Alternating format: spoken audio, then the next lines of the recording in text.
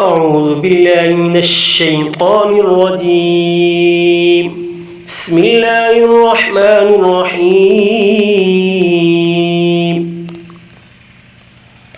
ياسين والقرآن الحكيم إنك لمن المرسلين على صراط مستقيم تنزيل العزيز الرحيم لتنذر قوما ما أنذر آباؤهم فهم غافلون لقد حق القول على أكثرهم فهم لا يؤمنون إنا جعلنا في أعناقهم أغلالا فهي إلى الأذقان فهم مقمحون وجعلنا من بين أيديهم سدا ومن خلفهم سدا فأغشيناهم فهم لا يبصرون وسواء عليهم أأنذرتهم أم لم تنذرهم لا يؤمنون إنما تنذر من اتبع الذكر وخشي الرحمن بالغيب فبشره بمغفرة وأجر كريم إنا نحن نحيي الموتى ونكتب ما قدموا وآثارهم وكل شيء أحصيناه في إمام مبين واضرب لهم مثلا أصحاب القرية إذ جاءها المرسلون إذا أرسلنا إليهم اثنين فكذبوهما فعززنا بثالث فقالوا إنا إليكم مرسلون قالوا ما أنتم إلا بشر مثلنا وما أنزل الرحمن من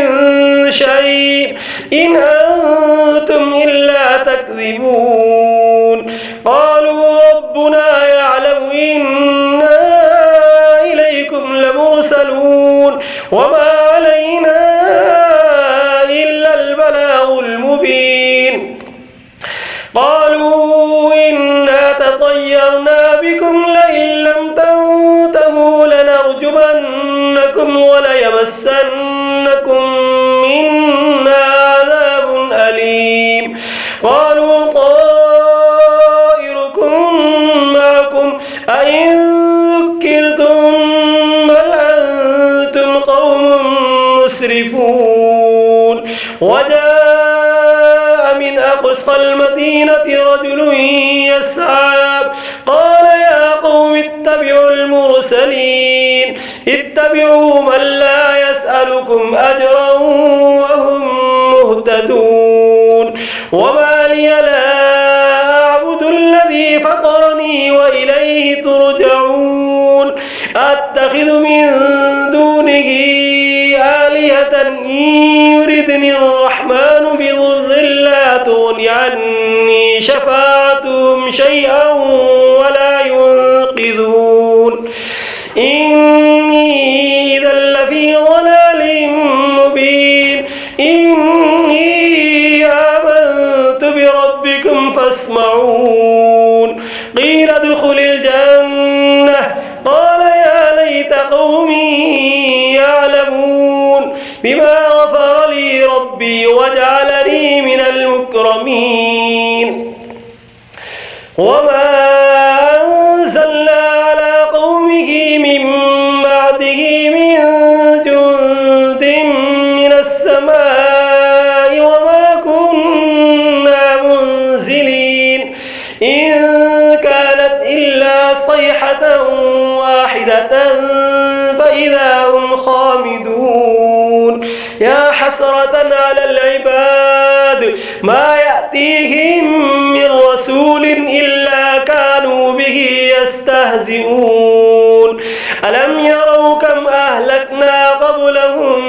من القرون أنهم إليهم لا يرجعون وإن كل لما جميع لدينا محضرون وآية لهم الأرض الميتة أحييناها وأخرجنا منها حبا فمنه يأكلون وجعلنا فيها جنات من نخيل وأعناب وفجرنا فيها من العيون ليأكلوا من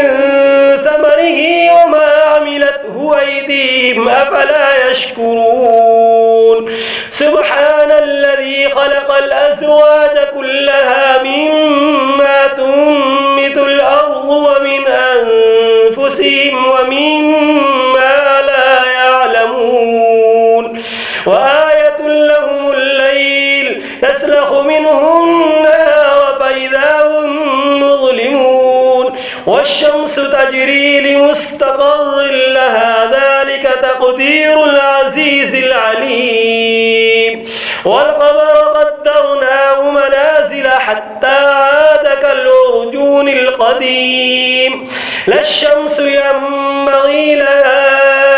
أن تدرك القمر ولا الليل سابق النهار وكل في فلك يسبحون وآية لهم أنا حملنا ذريتهم في الفلك المشحون وخلقنا لهم من مثله ما يركبون وإن نشأ نغرقهم فلا صريخ لهم ولا هم ينقذون إلا رحمة منا ومتاعا إلى حين وإذا قيل لهم اتقوا ما بين أيديكم وما خلفكم لعلكم ترحمون وما تأتيهم من آية من آيات ربهم إلا كانوا عنها معرضين وإذا قيل لهم أنفقوا مما رزقكم الله قال الذين كفروا للذين آمنوا أنطعم من لو يشاء الله وطعمه إن أنتم إلا في ضلال مبين ويقولون متى هذا الوعد إن كنتم صادقين ما ينظرون إلا صيحة واحدة تأخذهم وهم يخصمون فلا يستطيعون توصية ولا إلى أهلهم يرجعون ونفخ بالصور فإذا هم من الأجداث إلى ربهم ينسلون قالوا يا ويلنا من بعثنا من مرقدنا هذا ما وعد الرحمن وصدق المرسلون إن كانت إلا صيحة واحدة فإذا هم جميع لدينا محضرون فاليوم لا تظلم نفس شيئا ولا تجزون إلا ما كنتم تعملون إن أصحاب الجنة اليوم في شغل فاكهون هم وأزواجهم في ظلال على الأرائك متكئون لهم فيها فاكهة ولهم ما يدعون سلام قولا من رب رحيم وامتازوا اليوم أيها المجرمون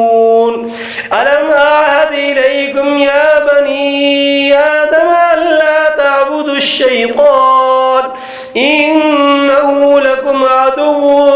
مبين وأن اعبدوني هذا صراط مستقيم ولقد أضل منكم جبلا كثيرا أفلم تكونوا تعقلون هذه جهنم التي كنتم توعدون اصلوها اليوم بما كنتم تكفرون اليوم نختم على أفواههم وتكلمنا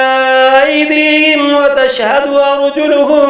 بما كانوا يكسبون ولو نشاء لطمسنا على أعينهم فاستبقوا الصراط فأنى يبصرون ولو نشاء لمسخناهم على مكانتهم فما استطاعوا مضيا ولا يرجعون ومن نعمره ننكسه في الخلق أفلا يعقلون وما علمناه الشعر وما ينبغي له إن هو إلا ذكر وقرآن مبين لينذر من كان حيا ويحق القول على الكافرين أولم يروا أنا خلقنا لهم مما عملت أيدينا أنعاما فهم لها مالكون وذللناها لهم فمنها ركوبهم ومنها يأكلون ولهم فيها منافع ومشارب وفلا يشكرون واتخذوا من دون الله آلهة لعلهم ينصرون لا يستطيعون نصرهم وهم لهم جند محضرون فلا يحزنك قولهم إنا نعلم ما يسرون وما يعلنون أولم ير الإنسان أنا خلقناه من نطفة فإذا هو خصيم مبين وضرب لنا مثلا ونسي خلقه قال من يحيي العظام وهي رميم قل يحييها الذي أنشأها أول مرة وهو بكل خلق عليم الذي جعل لكم من الشجر الأخضر نارا فإذا أنتم منه توقدون أوليس الذي خلق السماوات والأرض بقادر على أن يخلق مثلهم بلى وهو الخلاق العليم إنما أمره إذا أراد شيئا أن يقول له كن فيكون فسبحان الذي بيده ملكوت كل شيء وإليه ترجعون بسم الله الرحمن الرحيم الرحمن علم القرآن خلق الإنسان علمه البيان الشمس والقمر بحسبان والنجم والشجر يسجدان والسماء رفعها ووضع الميزان ألا تطغوا في الميزان وأقيموا الوزن بالقسط ولا تخسروا الميزان والأرض وضعها للأنام فيها فاكهة والنخل ذات الأكمام والحب ذو العصف والريحان فبأي آلاء ربكما تكذبان خلق الإنسان من صلصال كالفخار وخلق الجان من مارد من نار فبأي آلاء ربكما تكذبان رب المشرقين ورب المغربين فبأي آلاء ربكما تكذبان مرج البحرين يلتقيان بينهما برزخ لا يبغيان فبأي آلاء ربكما تكذبان يخرج منهما اللؤلؤ والمرجان فبأي آلاء ربكما تكذبان وله الجوار المنشآت في البحر كالأعلام فبأي آلاء ربكما تكذبان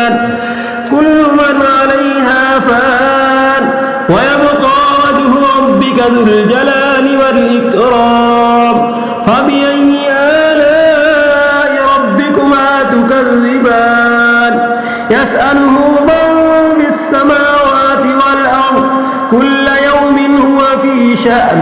فبأي آلاء ربكما تكذبان سنفرغ لكم أيها الثقلان فبأي آلاء ربكما تكذبان يا معشر الجن والإنس إن استطعتم أن تنفذوا من أقطار السماوات والأرض فانفذوا لا تنفذون إلا بسلطان فبأي آلاء ربكما تكذبان يرسل عليكما شواظ من نار ونحاس فلا تنتصران فبأي آلاء ربكما تكذبان فإذا انشقت السماء فكانت وردة كالدهان فبأي آلاء ربكما تكذبان فيومئذ لا يسأل عن ذنبه إنس ولا جان فبأي آلاء ربكما تكذبان يعرف المجرمون بسيماهم فيؤخذ بالنواصي والأقدام فبأي آلاء ربكما تكذبان هذه جهنم التي يكذب بها المجرمون يطوفون بينها وبين حميم آن فبأي آلاء ربكما تكذبان ولمن خاف مقام ربه جنتان فبأي آلاء ربكما تكذبان ذواتا أفنان فبأي آلاء ربكما تكذبان فيهما عينان تجريان فبأي آلاء ربكما تكذبان فيهما من كل فاكهة زوجان فبأي آلاء ربكما تكذبان متكئين على فرش مطائنها من استبرق وجنى الجنتين دان فبأي آلاء ربكما تكذبان فيهن قاصرات الطرف لم يطمثهن إنس قبلهم ولا جان فبأي آلاء ربكما تكذبان كأنهن الياقوت والمرجان فبأي آلاء ربكما تكذبان هل جزاء الإحسان إلا الإحسان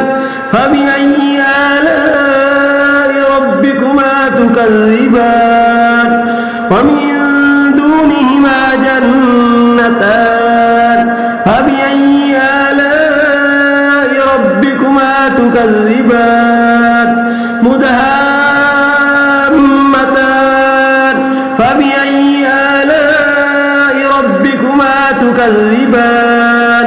فيهما عينان نضاختان فبأي آلاء ربكما تكذبان فيهما فاكهة ونخل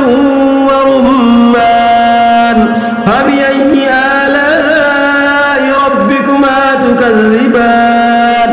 فيهن خيرات حسان فبأي آلاء ربكما تكذبان حور مقصورات في الخيام فبأي آلاء ربكما تكذبان لم يطمثهن إنس قبلهم ولا جان فبأي آلاء ربكما تكذبان متكئين على رفرف خضر وعبقري حسان فبأي آلاء ربكما تكذبان تبارك اسم ربك ذي الجلال والإكرام بسم الله الرحمن الرحيم تبارك الذي بيده الملك وهو على كل شيء قدير الذي خلق الموت والحياة ليبلوكم أيكم أحسن عملا وهو العزيز الغفور الذي خلق 7 سماوات طباقا ما ترى في خلق الرحمن من تفاوت فارجع البصر هل ترى من فطور ثم ارجع البصر كرتين ينقلب إليك البصر خاسئا وهو حسير ولقد زينا السماء الدنيا بمصابيح وجعلناها رجوما للشياطين وأعتدنا لهم عذاب السعير وللذين كفروا بربهم عذاب جهنم وبئس المصير إذا ألقوا فيها سمعوا لها شهيقا وهي تفور تكاد تميز من الغيظ كلما ألقي فيها فوج سألهم خزنتها ألم يأتكم نذير قالوا بلى قد جاءنا نذير فكذبنا وقلنا ما نزل الله من شيء إن أنتم إلا في ضلال كبير وقالوا لو كنا نسمع أو نعقل ما كنا في أصحاب السعير فاعترفوا بذنبهم فسحقا لأصحاب السعير إن الذين يخشون ربهم بالغيب لهم مغفرة وأجر كبير وأسروا قولكم أو اجهروا به إنه عليم بذات الصدور ألا يعلم من خلق وهو اللطيف الخبير هو الذي جعل لكم الأرض ذلولا فامشوا في مناكبها وكلوا من رزقه وإليه النشور أمنتم من في السماء أن يخسف بكم الأرض فإذا هي تمور أم أمنتم من في السماء أن يرسل عليكم حاصبا فستعلمون كيف نذير ولقد كذب الذين من قبلهم فكيف كان نكير أولم يروا إلى الطير فوقهم صافات ويقبضن ما يمسكهن إلا الرحمن إنه بكل شيء بصير أمن هذا الذي هو جند لكم ينصركم من دون الرحمن إن الكافرون إلا في غرور أمن هذا الذي يرزقكم إن أمسك رزقه بل لجوا في عتو ونفور أفمن يمشي مكبا على وجهه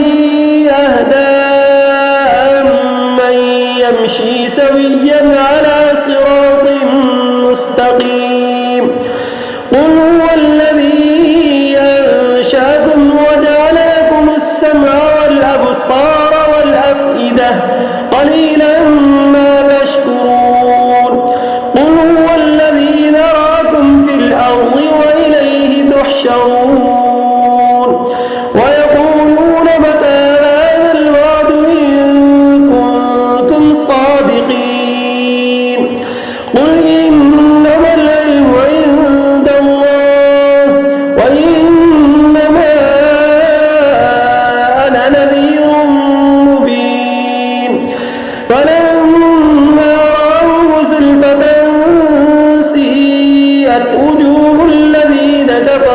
وقيل هذا الذي كنتم به تدعون قل أرأيتم إن أهلكني الله ومن معي أو رحمنا فمن يجير الكافرين من عذاب أليم قل هو الرحمن آمنا به وعليه توكلنا فستعلمون من هو في ضلال مبين قل أرأيتم إن أصبح ماؤكم غورا فمن يأتيكم بماء معين صدق الله